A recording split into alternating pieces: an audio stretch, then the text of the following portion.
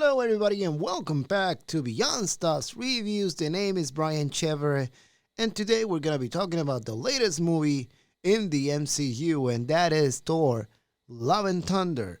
Thor Love and Thunder features the returning director Taika Waititi to the Thor films after a successful film within Thor Ragnarok, and it features the return of Chris Hemsworth, Natalie Portman, Tessa Thompson, Taika Waititi himself as Korg, and debuting Christian Bale as God the God Butcher.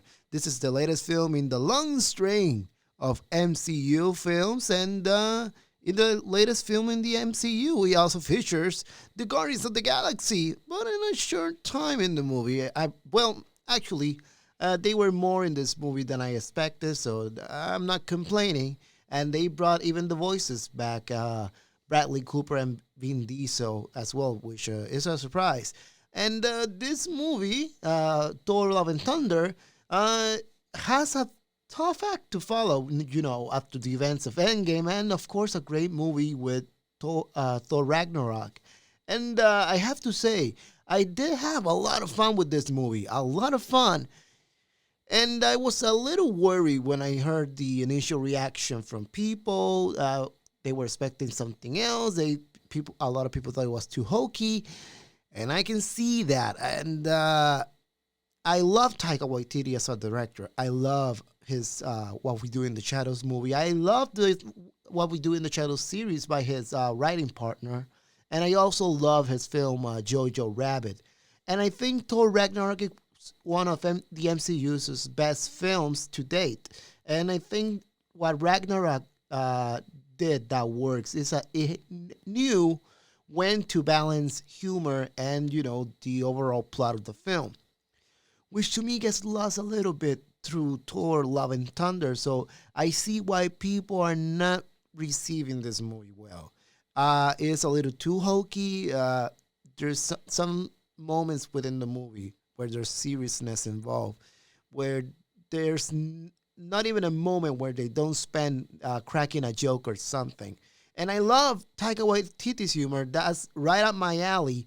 But there were moments within the movie that some jokes, while good, because I do not see a bad joke within this movie, I laughed through all of them. Sometimes they were just a little unnecessary to the scenes that they were involved. And when it comes to performances, everyone brought up their A game. Tessa Thompson was fantastic. I loved seeing her back as King Valkyrie. Natalie Portman was fantastic as well, though I would have loved to see her more in this movie. But we do have plenty of her in this movie. Chris Hemsworth, of course, he's fantastic. And Christian Bale. When I first heard that Christian Bale was involved in this movie, yeah, I was a little worried because this guy doesn't say yes to just about any role. This is a Oscar-winning actor, and an Oscar caliber actor like him, you can't just waste him with just yet another villain within the MCU. And we know the track record of villains with the MCU. We just have a few notable exceptions like Thanos, Agatha Harkness, and in the latest, Green Goblin from No Way Home. And I was a little worried with this, especially Christian Bale working with Taika Waititi. And I have to say, I'm surprised. He's my favorite part of the movie. Christian Bale, along with Natalie Portman and Tessa Thompson. I love what he did in this movie. Would I have loved to see more of him? Absolutely, of course. But he works within the job that he's giving in this movie. As an antagonist in this movie, he works fantastically. Nothing can go wrong with Christian Bale. But overall, is this a great movie?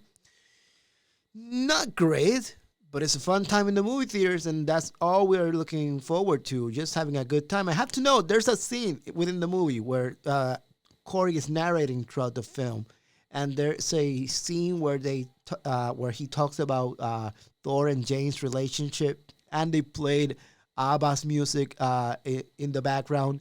Anything you slap ABBA into, I'm in. So I love that they brought in ABBA to the MCU. and as well as a lot of songs that they've used in this movie. The score didn't stand out to me in this movie, but the soundtrack, of course, a lot of it inspired by Guns N' Roses. It works. I mean, and when it comes to the visuals of this movie, I think they are fantastic. Some choices were a little iffy, and I think we have to understand that a lot of the effects artists are overworked, especially during the pandemic. So yeah, there were some parts that were a little rough, but overall, this featured fantastic visuals, and I cannot stop this review without talking about Zeus, played by Russell Crowe.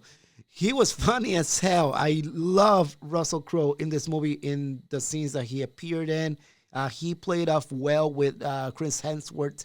So I cannot wait to see more of Russell Crowe within the MCU. And there is a couple of surprises too.